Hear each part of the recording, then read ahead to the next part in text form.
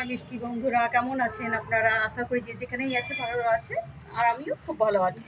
এই তো কিছুদিন আগেই কমেন্ট বক্সে না প্রচুর আমার একটাই প্রশ্ন আসছে বারবার করে, যে আপনি আপনি কি নার্সারি করেন? না, নার্সারি আমার নেই বন্ধু।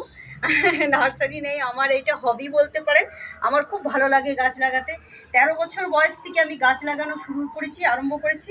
এটার অভিজ্ঞতা, কখনো সফল হয়েছি, কখনো অসফল হয়েছি। এখন দীর্ঘদিন চেষ্টার পরে আমি সব জিনিসে সাফল্য হতে শুরু করেছি, এবং আমার যে গাছটি লাগাই আমি নিজের অভিজ্ঞতাতে আপনাদেরকে শেয়ার করি, এবং আগে আমি নিজে দেখে নিই যে হ্যাঁ সাকসেস হয়েছি, তারপরে আপনাদের কাছে আমি জিনিসগুলো তুলে ধরি। তাহলে দেখুন, একটা ছোট্ট কাটিং থেকে আমি এই স্থলপদ্মটা লাগিয়েছিলাম।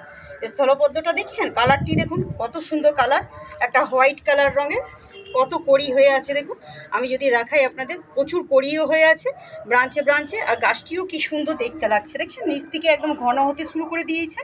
আর এটাতে কি দেবেন? গোবর, মাটি, বালি অবশ্যই দেবেন। আর এটা ডিএপি দানাটা মাসে 2বার দেবেন।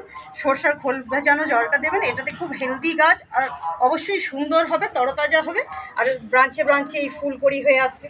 তাহলে দেখুন কত সুন্দর স্থলপদ্মটা। তাহলে আজকের মতো এতটুকুই থাক, আগামীকাল আবার ফিরে আসছি। Tata, bye bye.